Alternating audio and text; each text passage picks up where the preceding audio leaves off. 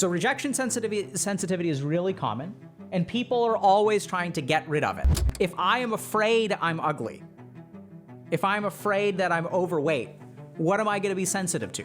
And the standard answer is get rejected over and over and over again. And that's, by standard answer, we're not saying it's wrong. There's a certain truth to it, right? But that's not easy to engage in, and it's not sometimes helpful. Whereas if we think about it, each of those rejections is associated with a lot of pain, right? It hurts. Like, you can't just ask someone to go outside and go swimming in lava every day for like a week. Like, they're not gonna do that, right? It's really hard. So how can we understand this a little bit better, and how can we sort of potentially get some control over it?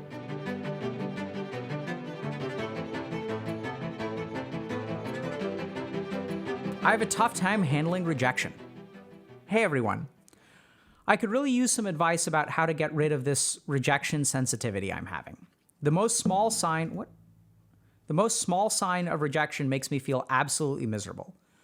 I get insecure and feel hurt at first, and then angry at the person that I feel rejected by. There were many times where it left me miserable for days or even weeks. Now it happens more often that I sometimes react openly to it by being a bit off or being a bit colder, just to regret it a few minutes later because it just turned out to be in my head.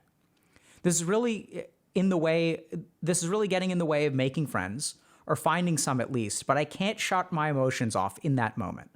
I'm 22 and shouldn't be such a child anymore. Does anyone on here know how to get rid of this?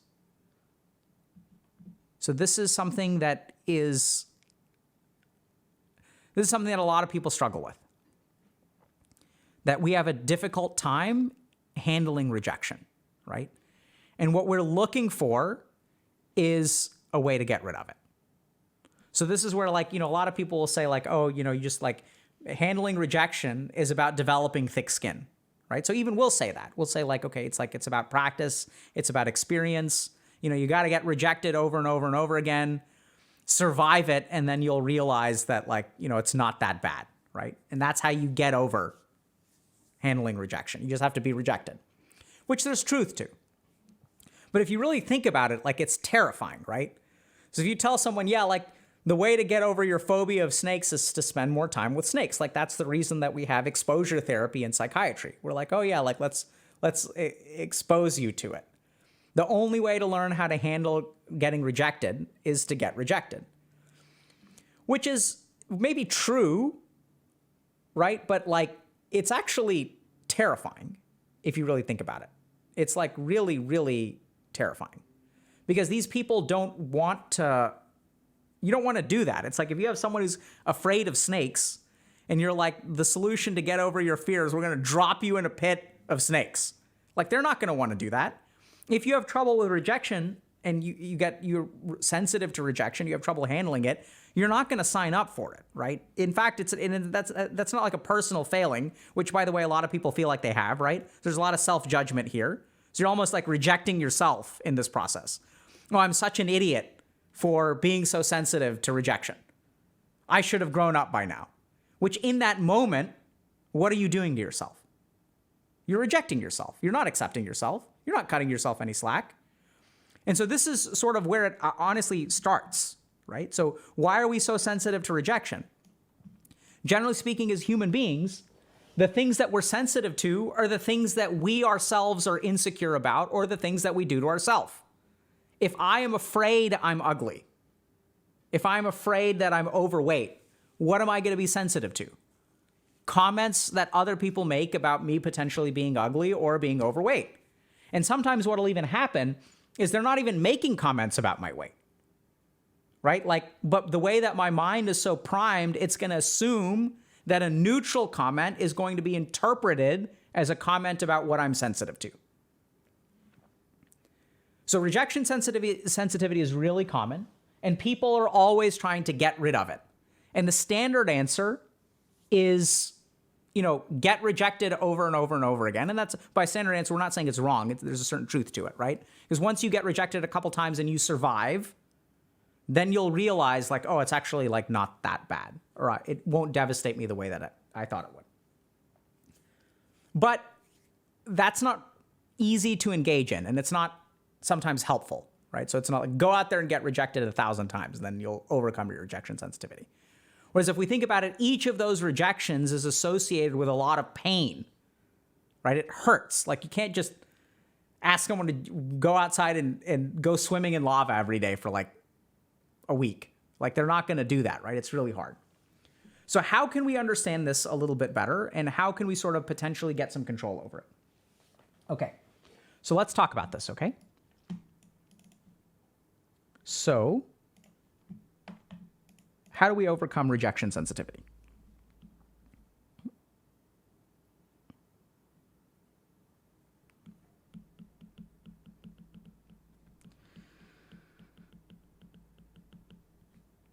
Okay.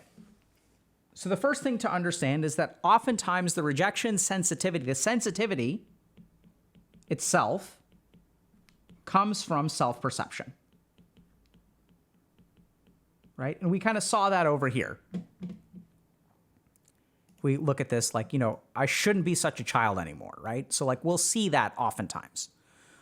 So the first thing that you can do is on a core level, like try to understand, where did you get the idea that you were worthy of rejection? Because if you're sensitive to something, chances are it's a fear that you hold internally.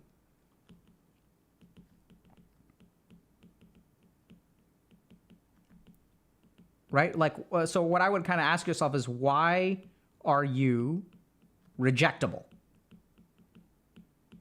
And as long as you have the belief that you are rejectable, it's going to be easy to be rejection sensitive, right? So this is actually like the foundation of it. So this is where if you do something like see a therapist or like work on your samskars or things like that. So a lot of like spiritual practices and stuff, you'll discover this kind of thing, right? As we like meditate and do this kind of stuff. You can do it sort of clinically or non-clinically. If you've got a, you know, serious problem and you have social anxiety or like real problems with your relationships, I'd recommend a clinician. But you can do this kind of internal work without necessarily going to therapy. Okay, so that's the first thing, is like understand the core of your sensitivity. And if you can work on that core of sensitivity by exploring, when did your brain learn that you were rejectable? And then as you think about those experiences, as you really process and you realize that chances are the reason you're rejection sensitive today is because there was someone who rejected you super hardcore and hurt so much, and you carry that hurt around with you. And you're so afraid of that happening again that like, you know, it's kind of projecting into your current life, okay? Second thing is that when people are rejection sensitive, what they want to do is get rid of it, right? We want this thing to just go away. And so this, in a sense, is one way of getting rid of it. But like the goal here is to, how can I say this? The goal here is to change our reaction or change our mind. Whereas what we're going to share with you today is a couple of things that you can do that may actually help with this, okay? A couple of other things that you can do. The next thing to think a little bit about is when we sort of talk about other ways to get rid of it, there's sort of the thick skin approach, right? Which is if you get rejected enough,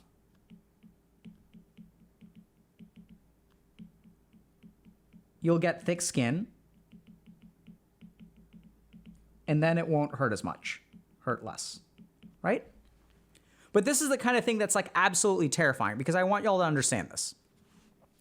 So if you have a person who's rejection sensitive and you tell them to like get rejected and this hurts, like this is the whole point that you're trying to avoid. This is why you want to get rid of it, right? You're trying to avoid this at all costs. You want to be cured of the rejection sensitivity. So everything that your mind is doing in terms of even this kind of stuff. So when we get rejected, we feel hurt. So what do we do if we get rejected? Right? So sometimes we internalize it.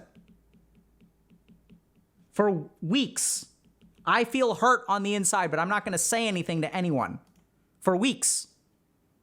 So like when we get rejected, we just take that feeling, we stuff it down in there, we live with it. It ruins our life for days or weeks. And you're telling this person to go out there and get rejected? They're going to get rejected once. They're going to go for days or weeks feeling bad about themselves. And then you're going to be like, good job. Now go out there and do it again. Or what happens is that, and then what happens is they get fed up with dealing with it internally. And then what do they start doing? They start lashing out. They get cold. Right? This is what this person said. Now it happens more often that I sometimes react openly by being a bit off or being a bit colder. So what's going on there? It's like, here's our bucket of bad feelings. And so why are we, and it's filling up with the toxicity of I got rejected, rejected, and then at some point it starts overflowing. And so now we start, sometimes we'll lash out, but what's more common is we'll start acting cold, right? And why do we do that? It's because like it's kind of passive aggressive, because we can't actually lash out. Like we can't like overtly get mad at them, but we're going to punish them for hurting us. So I'm going to give this person the cold shoulder. And then what happens then is like this screws up our relationships. Because on the one hand, like here's this person that could be my friend that makes me feel hurt for weeks. And then I give them the cold shoulder and I don't really understand like what is going, like they don't understand what's going on. I feel hurt by them. And so now like they're asking me, hey, do you want to go grab dinner sometime? And you're like, I don't know, maybe. And then the friend is confused because they don't understand what's going on. And there's all this rich internal stuff that's going on within me when I get rejected, which they have no idea about. And so then it gets confusing for them. They stop texting me. They get frustrated. That feels like another rejection. And then like this whole cycle repeats again. Right? So what can you do here? So I do think that there's value in all of these things, but there are two other things that I'm going to show y'all that are kind of like really important. One is perception, and the second is communication. So the key thing here that a lot of people miss out on rejection sensitivity is how their perception is screwing them. So let's look at this, and we can see it right here. The most small sign of rejection makes me feel absolutely miserable. This is the key thing. So a lot of times when we talk about growing internally or growing psychologically, we're always trying to control our reactions, or we're trying to control our internal environment, or we're trying to control our actions. Right? So if we think about like if someone has a problem, okay, there's signal, reaction, and action. And if you look at what people are asking for and where solutions are, right? It'll always be here and here. And we're missing a third of it. So let me give you all an example. So how do I get rid of this feeling? How do I overcome my social anxiety? How do I stop thinking about this? How do I not get hung up on that, right? How do I let go of an ex? How do I get over this relationship? How do I stop thinking about her all the time? Thinking about him all the time? How do I stand up for myself? How do I set boundaries? Right? How do I speak up for myself? How do I talk to my parents? So everyone's talking about the reaction and the action. How do I stop feeling this way? I want a magic bullet or magic wand that takes away the reaction. I want to shape my behavior. And so there are solutions there for sure. Here's what we're missing: the perception. Because if you can alter your perception, that'll change your reaction, and by definition, it'll change your action, right? Because the action is based on the reaction in turn is based on the perception. So the one area that I think is very, very, very underutilized in terms of self-growth is being critical and shaping your perceptions. So let's think about this a little bit more carefully. So the most small sign of rejection makes me feel absolutely miserable. Now, imagine you're in a relationship with this person. How can you interact with them? How can you avoid this? Right? If I'm your friend, and we'll see this like sometimes with these like horror texts, right, of dating apps and things like that, where like the smallest sign of rejection makes you feel miserable, but it's like it's not actually a sign of rejection. They're not actually rejecting you. It's just life, right? So if I don't text you back within 5 minutes, you feel rejected. Your perception is, oh, this person is on the cusp of rejecting me. And let's understand why this is. This isn't stupid. It's because I don't know how to. So when we get rejected, and it hurts a lot, okay? So when we get rejected and we get weeks of misery, what is our brain going to adapt to do? It's going to learn how to like predict this as easily as possible, right? So if something is like, like we've seen this in, for example, parents of children who've had serious accidents, where like if you have a serious accident, if your child has a serious accident and you take them to the hospital, the first sign of that thing repeating triggers the parent. And that's absolutely adaptive. It's absolutely evolutionary. We're not going to let it get to that point ever again. I've seen it in marriages where there's a lack of, the people have had affairs. And then what happens to the person who is cheated on? They're paranoid. And the first sign of infidelity creates an explosion of reaction. Y'all get that?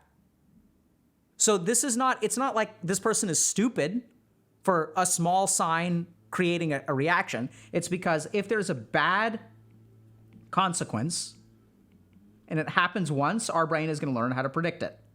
If it happens again, we're going to learn how to predict it. If it happens again, we're going to learn how to predict it. And then eventually what happens is like, the signal over here is small. The signal over here is larger. The signal over here is larger, right? And so smaller and smaller things are going to cause us to react, which is just our brain's way of protecting us. It's like, there's rain clouds in the sky. There's thunderstorms. There's rain clouds. There's regular clouds. And there's the beginning of clouds. There's a change in barometric pressure. Our brains and our survival mechanisms have learned how to move earlier and earlier and earlier and detect smaller and smaller signs. And the more the emotional impact is, the smaller the signs that we're going to look for. So what can you do? Recognize that this is what your brain is designed to do, but that it is a maladaptation. So what you really need to control is your perception.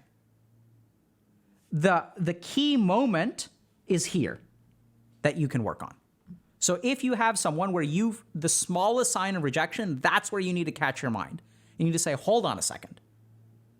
What actually happened? And because once you jump on that conclusion, once you board the train of rejection, you're SOL. You're screwed.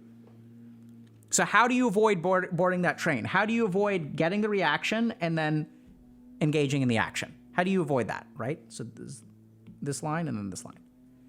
The way is by noticing the perception. This is the key thing.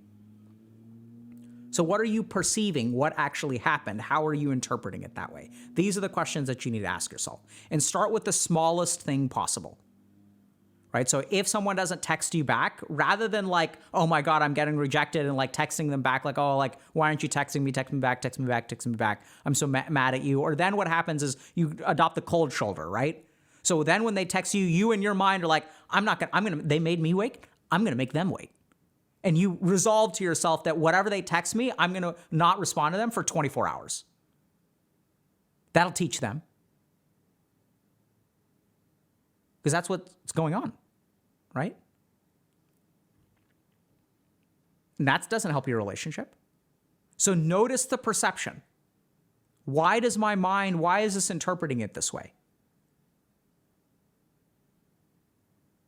Right? Like, what are the other possibilities here? So this is where cognitive reframing comes up. So like, go through a differential diagnosis for what you perceive as a rejection. Ask yourself, why does my mind perceive this as a rejection? And it's going to be really hard because you're going to automatically jump to that conclusion. But look at the actual thing, like write it down. Like, what did they do? And how do I feel? And this is where the second antidote to this is communication. So this is where, like, communication isn't perfect, right? So if I don't text you back, there could be 1,000 reasons for that. And anytime there's a disconnect between two people, communicating like resolves that perceptual problem. So if you didn't text me good night, like every night, I feel really hurt by that. I feel rejected by that. But I never understood that you don't really like get any value out of that, right? So like it doesn't really mean much to you when I text you goodnight. It's not that important to me. Because human beings are all going to be operating off of their internal like roadmap of what's okay and what's not okay, what's important and what's not important. Because what's important to you may not be what's important to them. And so how do you resolve that perceptual gap? Because here's the problem, is you're judging their actions based on your internal roadmap, which is why a small signal makes you feel so rejected, whereas they're completely oblivious to it because it's not that big of a deal to them. And it's not that you're stupid for it being a big deal to you or they're stupid for not understanding. There isn't a right or wrong here. The key thing here is communication. Now, the tricky thing here is that people who are rejection sensitive are terrified of communication. And this is the last thing that I'll kind of leave you with. If you're sensitive to rejection, sometimes communication can be absolutely terrifying. Because these techniques like the cold shoulder, these passive-aggressive kind of moves, preserve some degree of safety. They preserve like some amount of like nebulousness into which you can't truly get rejected. And so sometimes if you're rejection sensitive, having a conversation is opening yourself up to the biggest possible rejection. Because if I tell them that texting every night is really important to me and it matters a lot to me, and then they don't do it, then it's a rejection of the highest order because I've explained to them how important it is.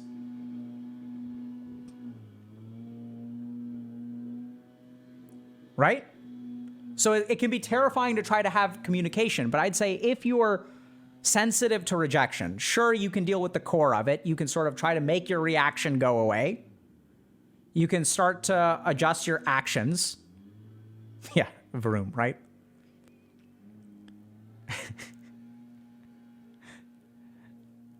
But at the end of the day, what you got to be super, super, super careful about is your perception.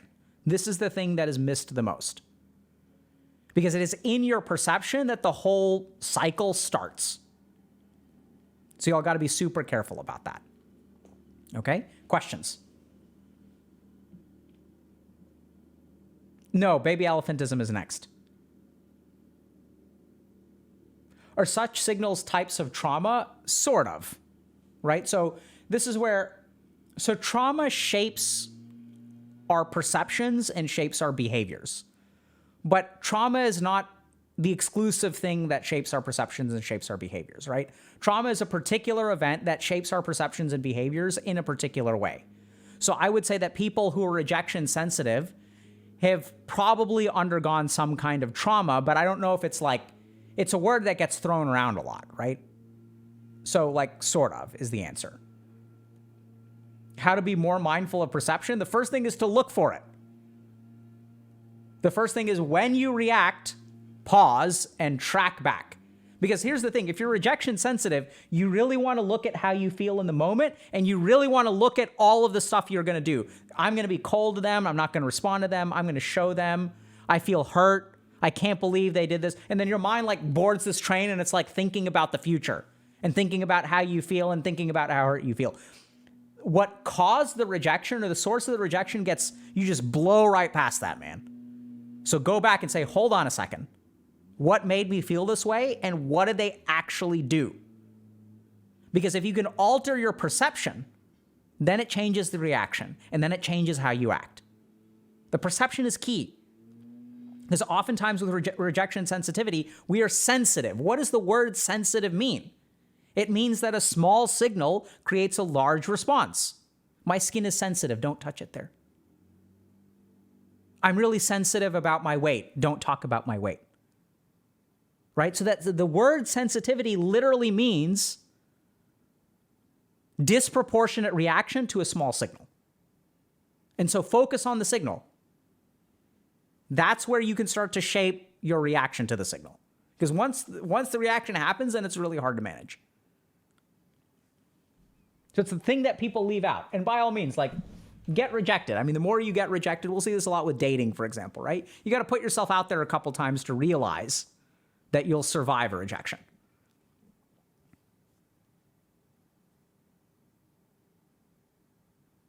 Okay?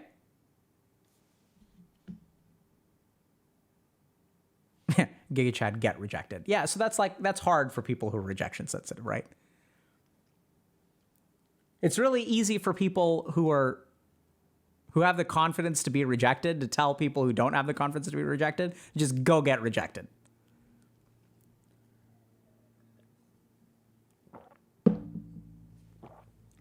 So for people saying just change your perception. So the first thing is recognize that perception is part of the equation. And then explore it. You'll be surprised at how low-hanging the fruit is.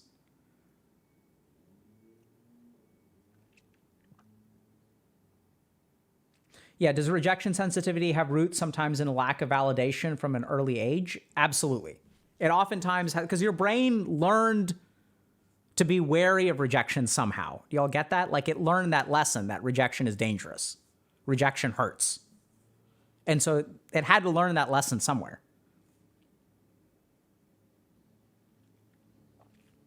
Yeah, so notice the perception and challenge your beliefs. That's a great way to put it.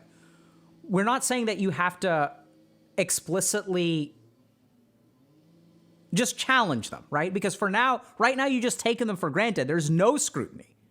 And that's where, like, you'll be surprised at how far a little scrutiny goes.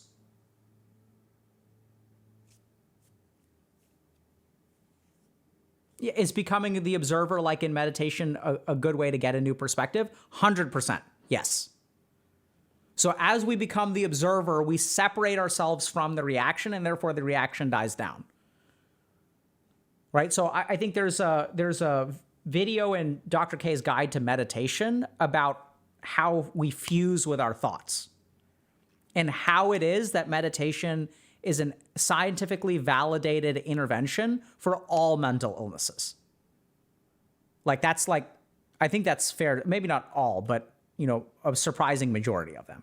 So it helps for borderline personality disorder, helps for depression, helps for anxiety, helps for ADHD. So how does that work? It's because on a fundamental level, meditation helps you pull away from your mind and be more objective. And the common thing about all these mental illnesses is that we get caught up in our mind. So there's some videos in there about the nature of thought and, like, how does thought work and how does mind work and how do we separate from our mind and what happens when we separate from our mind. Okay? Yeah, so someone's saying, I had an anxiety attack yesterday because of rejection, and doing the observer thing suddenly calmed me down. It was insane. Absolutely.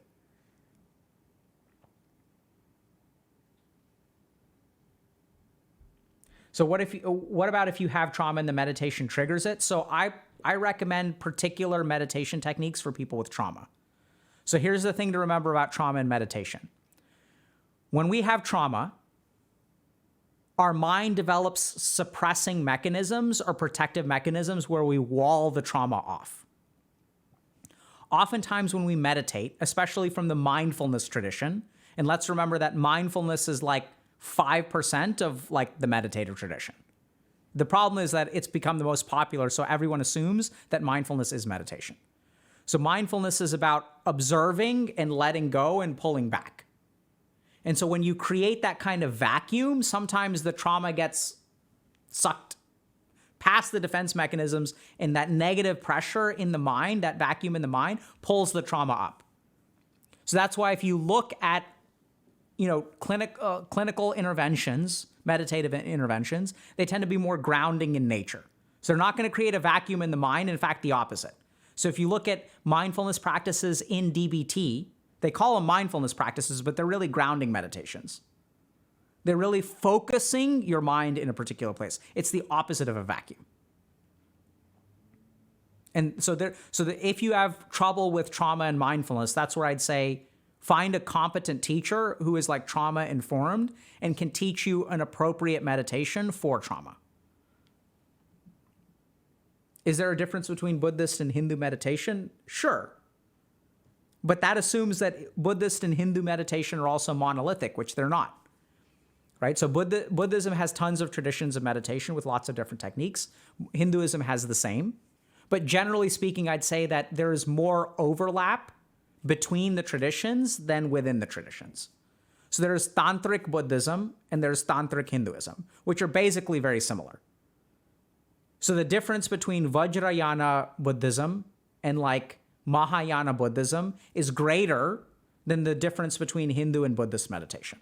Essentially, Buddhist meditation is Hindu meditation. It's all the same tradition, which I know sometimes will like offend people. But let's remember that the techniques that Buddha taught and the techniques that Buddha learned were from quote unquote Hindu teachers, right? Like they're all the same. The techniques are the same.